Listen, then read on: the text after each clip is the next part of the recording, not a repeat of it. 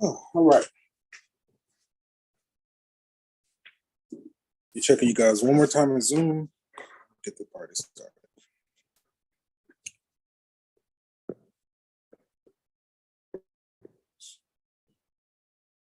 Cool beans. All right. Oh. View, seamless, view, single page. Okay. No real announcements. Let me see.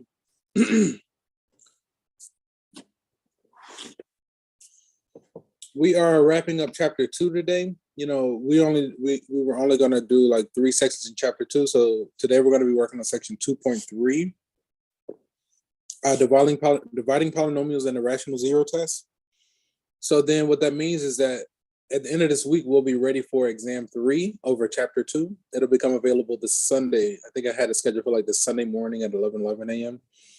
You know, for the first 7 days, you can earn maximum credit, like up to 100%, but past the due date, the highest you can earn is a 90, right? I think it's set to unlimited attempts. You know how the tests go by now, right? No update on the final, so we'll talk about that as we get closer to it. And I think the school might be closed on that Wednesday during Thanksgiving. I know we're going to meet on that Monday. Even if we did meet on that Wednesday, I mean, honestly, if you guys like wanted to start traveling early, you can. If you could just like log in, if we do meet on that Wednesday, I got to look and see how I have it scheduled. But anyway, okay. So again, today we're going to be, and as usual, if you have questions about anything, feel free to unmute yourself or type in the chat to get my attention and we can talk about it. And so for today, we're going to be working on section 2.3, dividing polynomials and the rational zero test. A few objectives. 1, learn the division algorithm. 2, use the remainder and factor theorems. And then 3, use the rational zero test. So a polynomial d of x is a factor of a polynomial f of x if there's a polynomial q of x such that f of x equals d times q. Okay.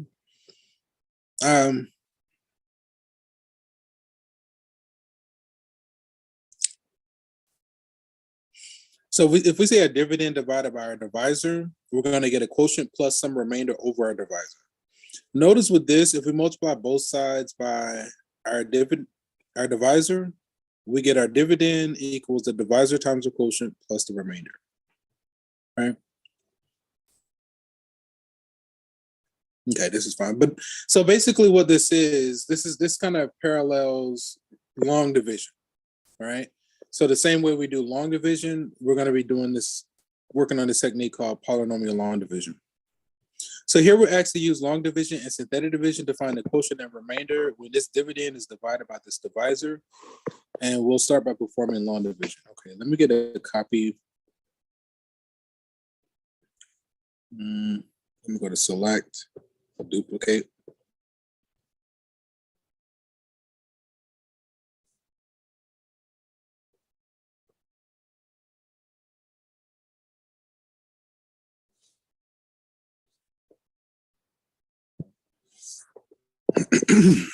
Then I'd like a screenshot of this.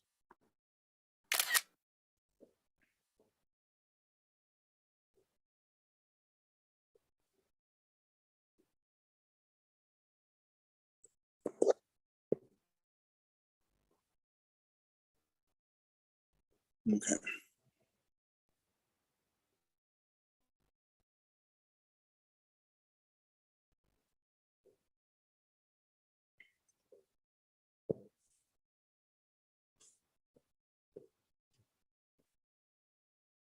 Perfect.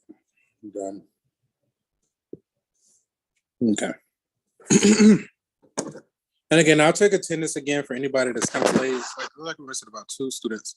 I'll check again around the 15-minute mark. All right, so let's do a showcase on polynomial long division. Again, it parallels the way we do regular long division with numbers, with a few changes. So first we have our divisor, which is this. Actually, let me do this. Space. Paper. I like writing on this.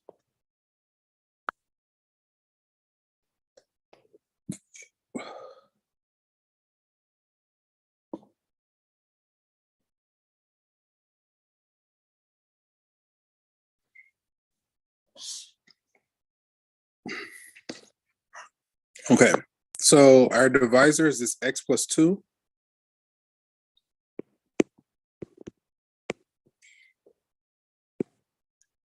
And we're doing what? Long division?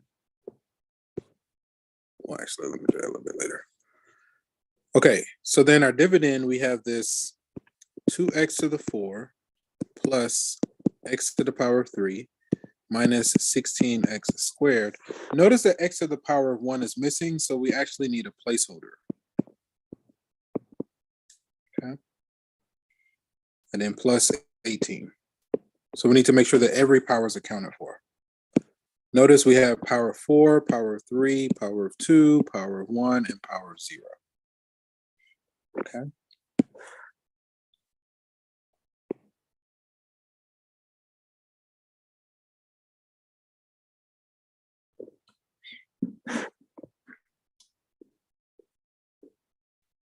Okay. So then when we go to do our long division, we say our first term divided by our first term. So 2x to the 4 divided by x is going to be 2x to the third. And we line up our like terms. So we got a 2x to the third here. Then on a diagonal, we multiply. So 2x to the third times x is 2x to the 4. 2x to the third times 2 is 4x cubed. Now, if this were regular long division, our next step would be to subtract. So we're going to do something similar here. In order to subtract that second line, we need to distribute a negative. So this guy becomes negative and this guy becomes negative. So now when we combine like terms, a number plus its opposite, these guys add to 0. 1 minus 4 is negative 3, x to the third. Then the next term comes down. Negative 16x squared, okay? Then, let's see. We repeat the process. So we say the first term divided by the first term. So then negative 3x cubed divided by x is going to be a negative 3x squared. Notice I'm lining up my like terms for my results. On the diagonal, we multiply. So negative 3x squared times x is going to be a negative 3x cubed. Negative 3x squared times 2 is going to be a negative 6x squared. And then we need to distribute our negative. So this guy becomes positive, this guy becomes positive. So now when we combine like terms, a number plus its opposite, these guys add to 0. Negative 16 plus 6 is going to be negative 10x squared. And then the next term comes down.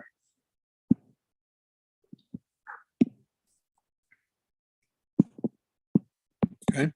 Then we repeat the process. Negative 10x squared, so the first divided by the first. Negative 10x squared divided by x is going to be a negative 10x.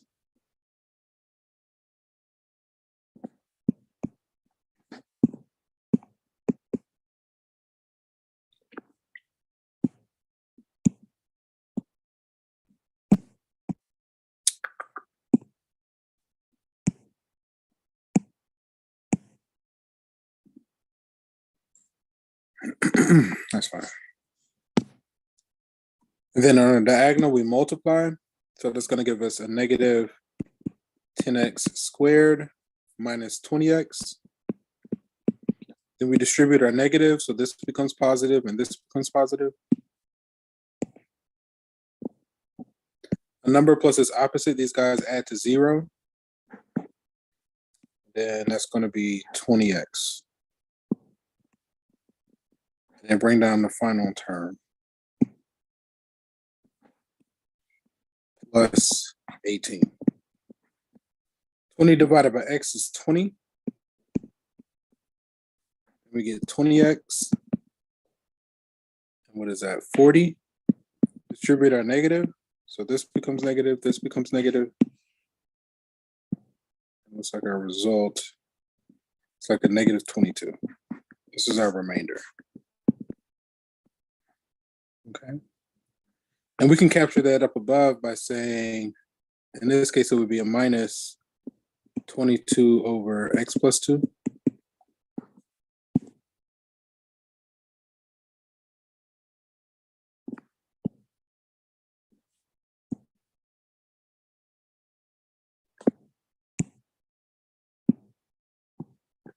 Okay.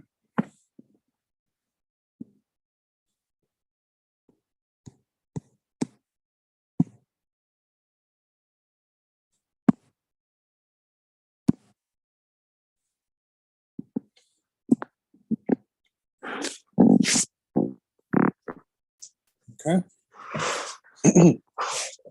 So when we did polynomial long division, we got this result. Now, because we're dividing by a linear binomial, we have this other technique that we have at our disposal, and it's called synthetic division. Okay.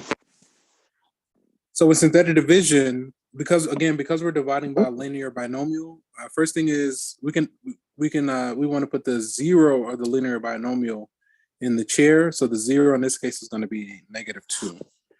So we put -2 into the chair, and then we take our coefficients, which are 2, 1, -16. I think we need a placeholder of 0. And then we get our 18. All right. We started with degree 4, so we should have 5 coefficients. 1, 2, 3, 4, 5. Okay.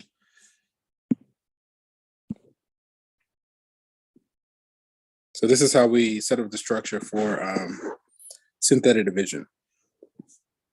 So then the first number just comes down. On a diagonal, we multiply. So -2 times 2 is -4. And then vertically, we add. So 1 plus -4 is -3. -2 times -3 is a +6. Vertically, we add. Diagonal, we multiply. Vertically, we add. Diagonal, we multiply.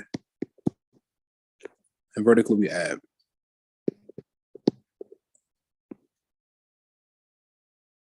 So then the -22 serves as our remainder. Since we started with a degree 4 polynomial, at this point we have what's called the depressed equation, which means that the degree drops by 1 degree. So now we have a degree 3 polynomial. And again, this is our remainder. And I think that matches what we had on the other.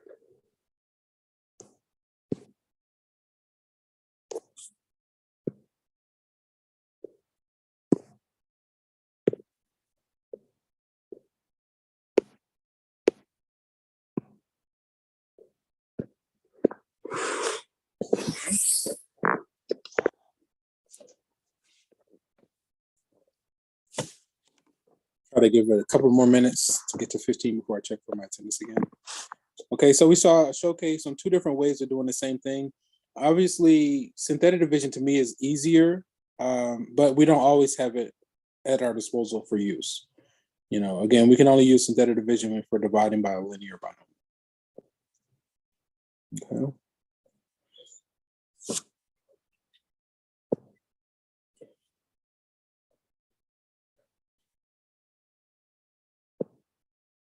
Okay, so then we have the remainder theorem. If a polynomial f of x is divided by x minus a, then the remainder R is given by, the remainder is going to be equal to F evaluated at A. Okay. So here we're asked to find the remainder when this polynomial is divided by x minus 1. Our A being our 0, the linear binomial, in this case is going to be a 1. So if we want the remainder, we could just evaluate this when x is 1. Okay. So our remainder is going to be, in this case, is going to be f of 1. It's going to be a 2 times 1 to the 5th power minus 4 times 1 to the 3rd power, 5 times 1 squared, 7 times 1 plus 2. Okay. So then that's 2 minus 4 plus 5 minus 7 plus 2. Okay. 4 minus 4, those add to 0. 5 minus 2 is a negative. 5 minus 7 is negative 2.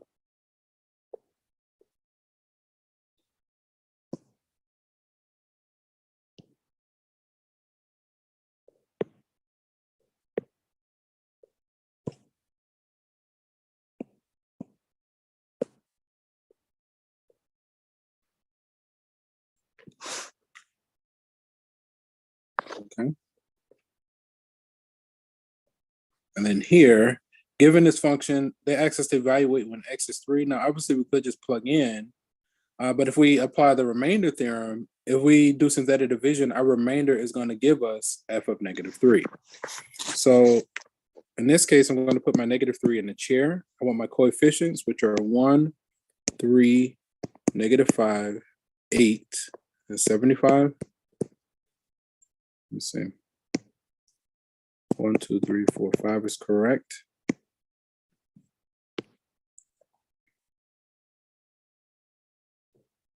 Okay.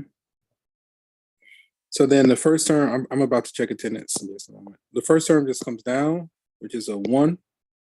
Then we get our negative 3. Vertically, we add, we get 0, 0, negative 5. Again, whenever we're going on a diagonal, we multiply. Whenever we go vertical, we add. So that gives us our 15. What is that, 23?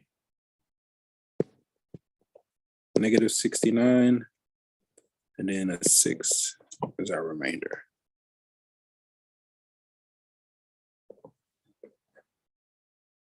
Okay. So then f of negative 3 is going to be equal to our remainder, which is 6. That's the remainder theorem.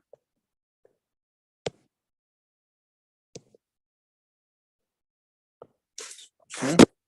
Let me check on you guys in Zoom.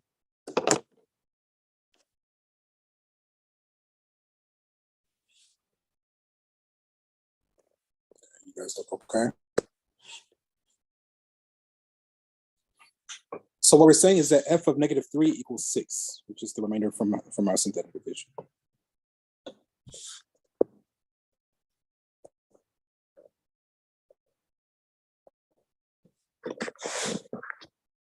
Okay.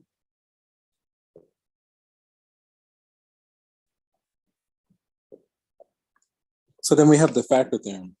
A polynomial f of x has x minus a as a factor if and only if f of a equals 0. Right? So this is like an application of the remainder theorem. If our remainder is 0, then we're saying that x minus a is a factor of our polynomial. Okay. Let's see. So given that 2 is a 0, this function, we're asked to solve this polynomial equation.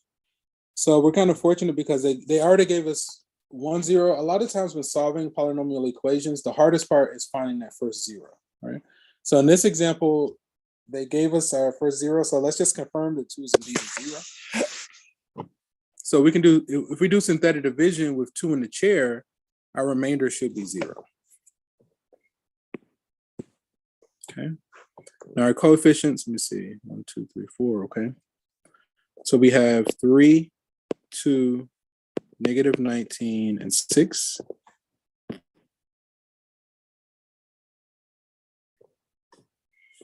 Now the 3 comes down.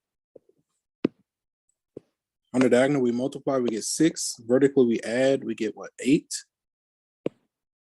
And that's 16. That's -3, -6. Indeed, we got a remainder of 0.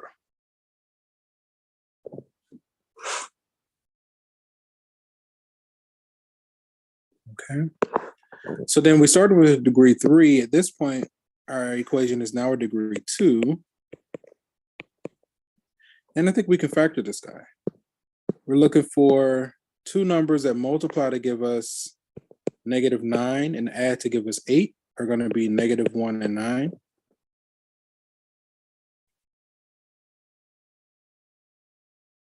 Okay, so I'm a fan of using the box method for factoring. You might be familiar with like the X method.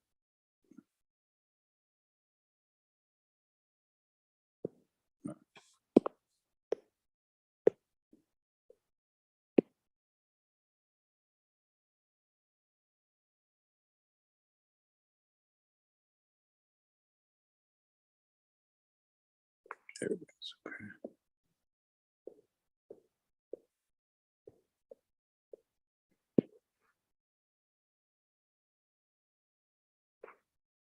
Okay. So with this technique, in the upper left-hand corner goes our leading term, which is this 3x squared. In the bottom right goes our constant, which is -3. And then on the off diagonal, we're rewriting the 8 using the two numbers that we found. So we had a 9x and a -x. Okay. So then now to go factor, if we look at these two on the top, we ask ourselves, well, what do these two have in common? It's like we could factor out a 3x from both of those guys. Okay. What about the two on the bottom? What can we factor out of these two? Looks like a -1. Okay. What about the two on the left? We can, I think they have the greatest common factor is an x. And the two on the right, the greatest common factor is 3.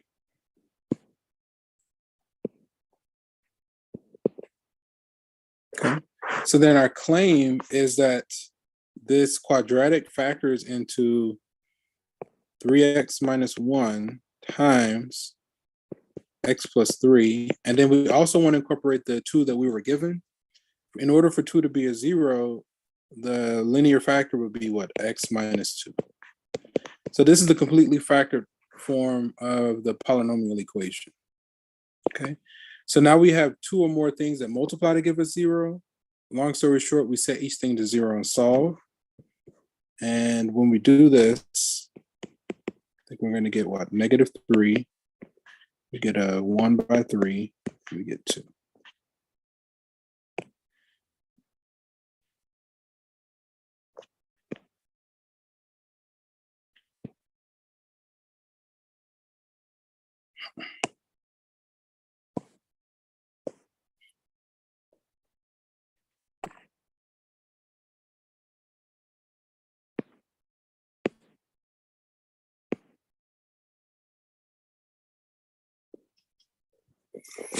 Okay. And let's just do a quick check using our calculator.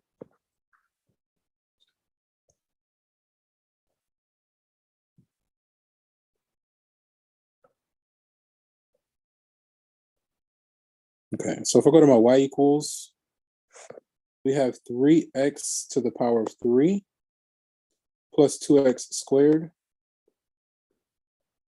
minus 19x plus 6. Okay. So then we want to evaluate this at these 3 different x values. So I'm going to just call in the function we just inserted. And let's evaluate it first when x is -3. The result should be 0. Let's evaluate it when x is a 1/3 or 1/3. We get our 0. And when let's evaluate it when x is 2.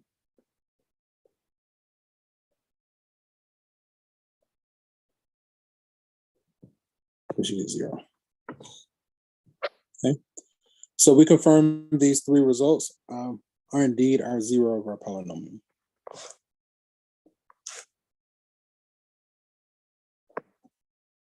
Okay.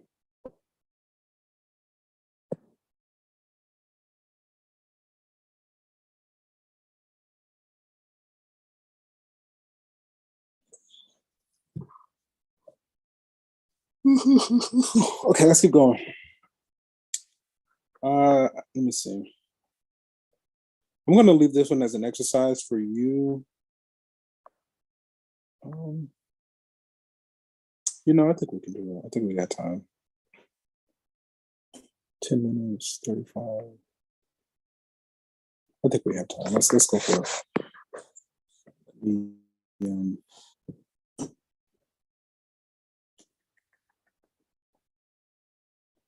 Actually, let me come back to this one. This is explained in my pre-recorded lecture, and I'd rather talk about, in case we run short on time, I want to talk about this. This is the last, I think my earlier classes, we didn't get a chance to work through the example. I'd like to get into this one. So here we have the rational zero test. If f is a polynomial function with integer coefficients, and our leading coefficient and our constant term are not both zero, and p over q is a rational number in lowest terms, that is a zero of our function, then p is going to be a factor of the constant term, and q is going to be a factor of the leading coefficient. So what this test will do for us, this is called a rational zero test, and what it does, it lists out all possible rational zeros of our polynomial at hand. What we mentioned just a moment ago, we were saying that one of the challenges of solving polynomial equations is finding that first zero. So what the rational zero test does is gives us a list of possible rational zeros to consider. It kind of narrows down the list for us. So we're not just guessing a check and pulling random numbers out of thin air. We actually we can generate a list to start with, right? To find those first couple of zeros. So here we're asked to find all the rational zeros of this polynomial, right? So again, the challenge is, well, what's the first zero? So we can use the rational zero test. So the rational zero test, our P is basically going to be our P over Q, where P are all the factors of our constant term. Okay, so our constant term in this case is just -3. So the factors of 3 are going to be what? Plus or minus 1 and plus or minus 3. Okay. And then our Q comes from the factors of our leading coefficient. In this case, that's 2. So the factors of 2 are going to be plus or minus 1 and plus or minus 2. Right? So then if we do all combinations of red over each of the blues, we get the following list that we can generate. So 1 over 1 is 1.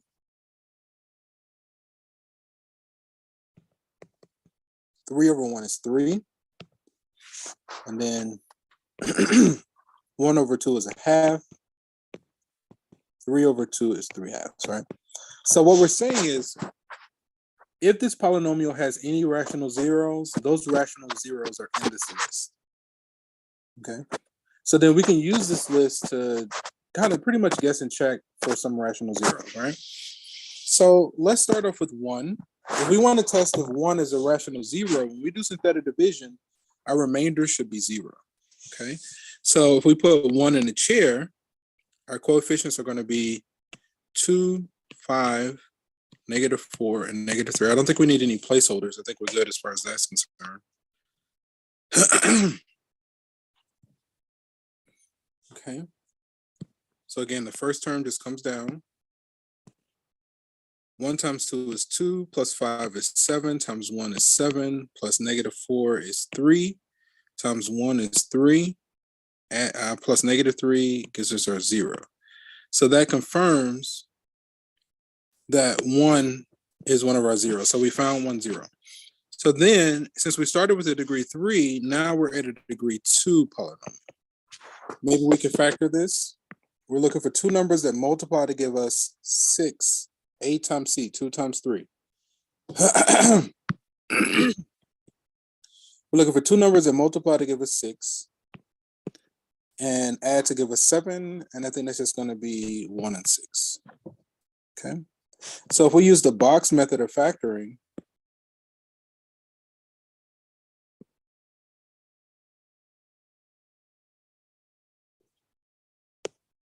that's right.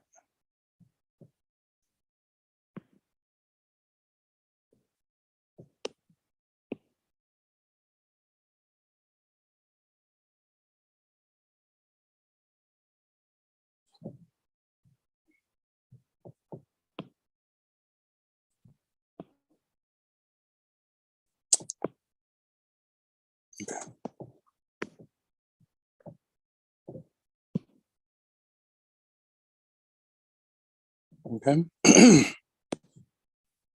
So in the upper left-hand corner goes our leading term, which is 2x squared. The bottom right is our constant, which is 3. And then the off diagonal, we're rewriting a 7x using the two numbers we just found. So I'm going to put my 6x here and my 1x here. So then we consider the GCFs. If we look at the two on top, what's the greatest common factor? It looks like they both share an x. If we look at the two on the bottom, what's the greatest common factor? It looks like it's a 3. If we look at the two on the left, the greatest common factor looks like 2x. And the greatest common factor of the two on the right looks like it's 1. So our claim is that this 2x squared factors into 2x plus 1 times x plus 3. And then not to mention the one that we already found, the 0 that we already found was, that's going to be x minus 1. Okay. So then we we have two more things that multiply to give us 0 from the zero factor property. We set each factor to 0 and solve. So then we get x equals, looks like it's a -3. Notice it's in our list. A -1/2, that's also in our list, and 1.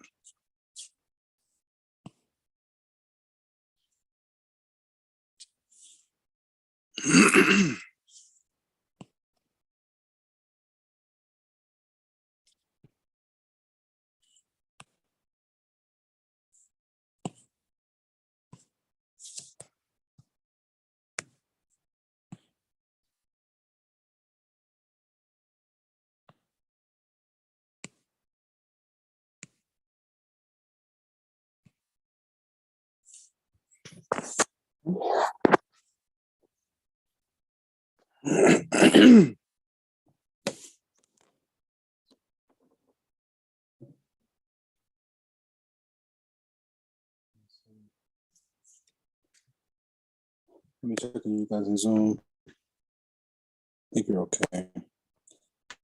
And then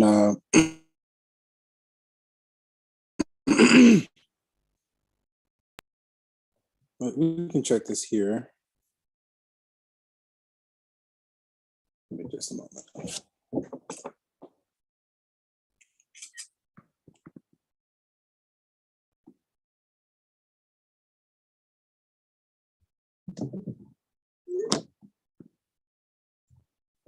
Okay. Let's see. So the original we have is 2x to the power of 3 plus 5x squared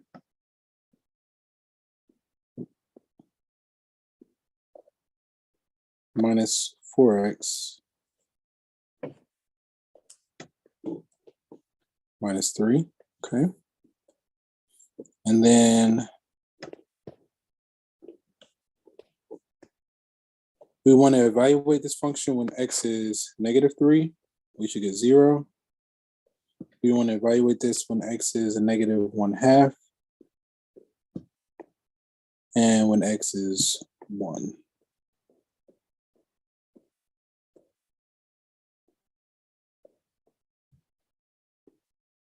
Okay. So notice that these three values of x gave us 0, so we can be confident in this resource.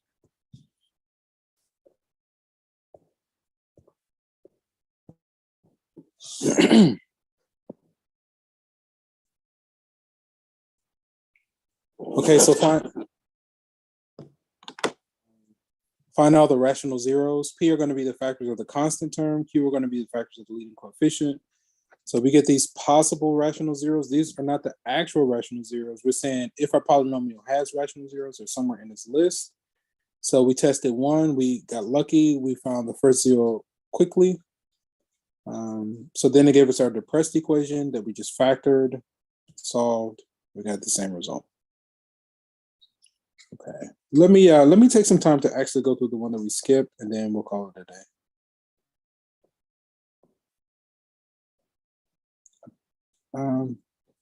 I'll just use my notes. It says the combined petroleum consumption in quads by a group of the most economically developed countries in the world from 96 to 2011 can be modeled by this function, where x equals 0 represents 1996, x equals 1 represents 97, and so on. The model indicates that after 5 years, 238 quads of petroleum were consumed in 2001. Find another year between 2001 and 2011 when the model indicates that 238 quads of petroleum were consumed. Right, so we want to see when is this function, at what years is this function equal to 238? So we basically set this equal to 238 and solve. I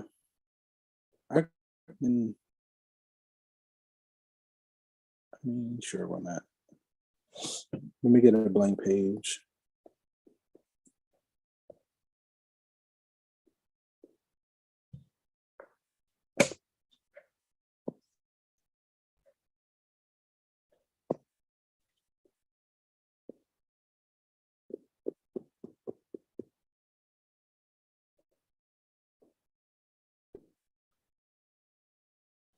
Okay.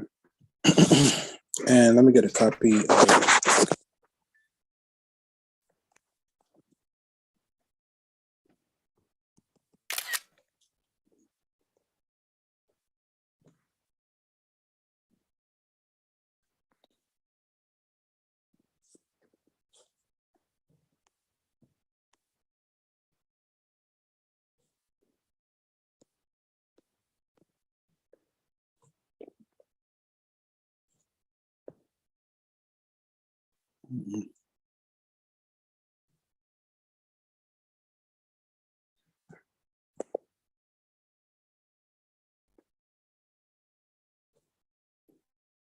okay.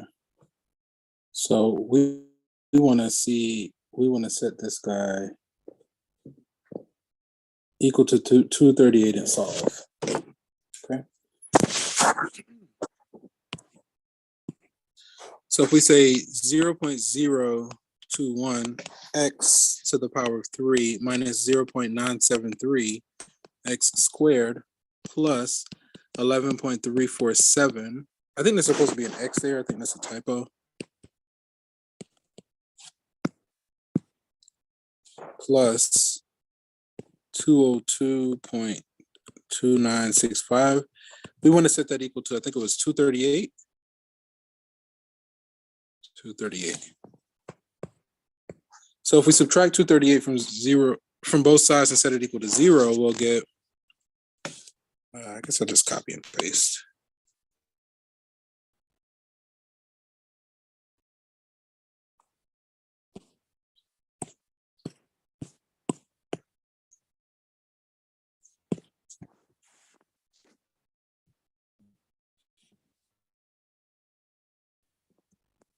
So then 202.296 minus 238 negative, why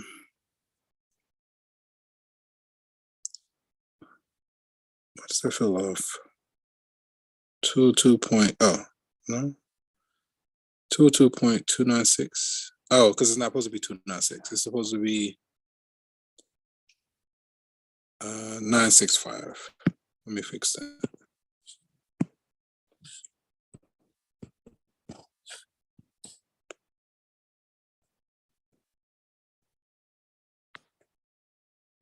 Okay.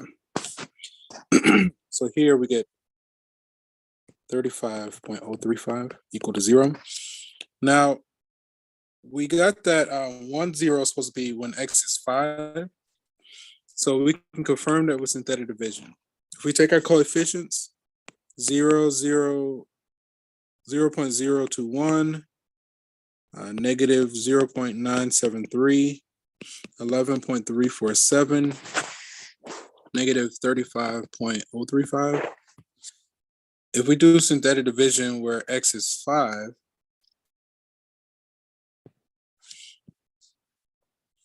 again, the first number just comes down.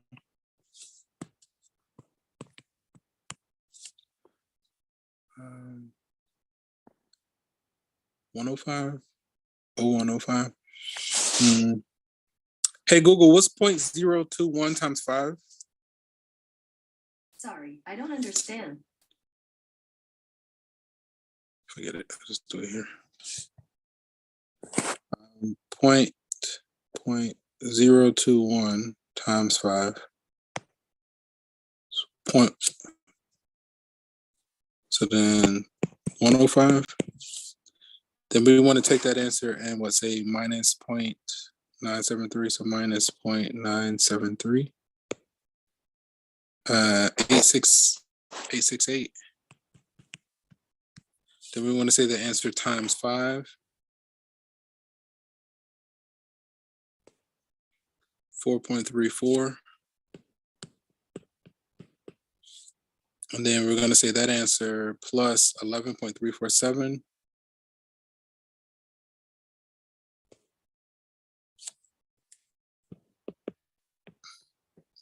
Times 5 is going to be 35.035.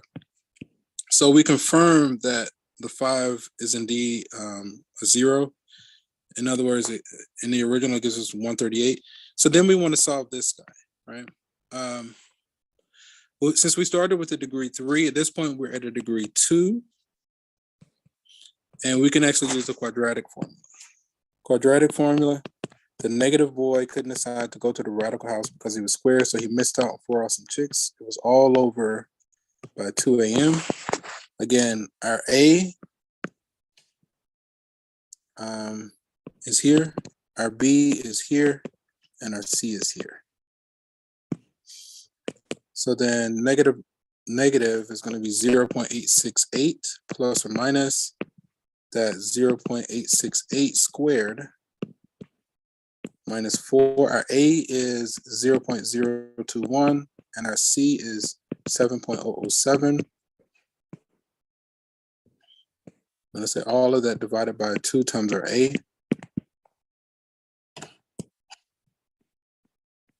Okay. And then we can use a calculator for this. Okay. So then we have 0.868. Let me close off the numerator or open up the numerator. 0.868. Let's go ahead and do our minus the square root. We got 0.868 squared minus 4 times 0.021. That's not a 1.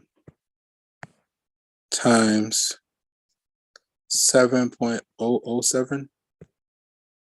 This closes off the square root. This goes off the numerator. Divided by 2 times 0.021. 11 years, right?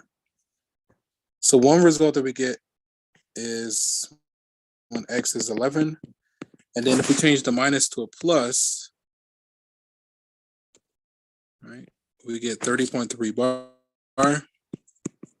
But they wanted the years from 2001 to 2011. So if 0 is the year 96, 10 will be 2005, so 2006, and then 2007.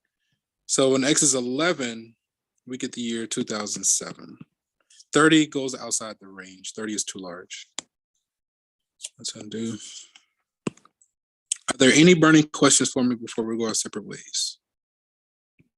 Any burning questions? Going once? Going twice? Forever hold your P's and R's. Okay. All right, so that actually brings us to the end of the section.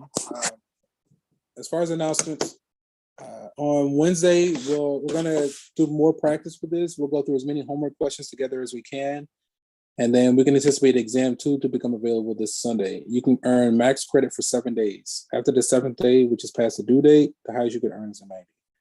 Again, if there aren't any burning questions, we're going to go ahead and end the session here. And from one beautiful mind to another, enjoy the rest of your day, gentlemen. See you Wednesday, same time, same place. Take care. Peace.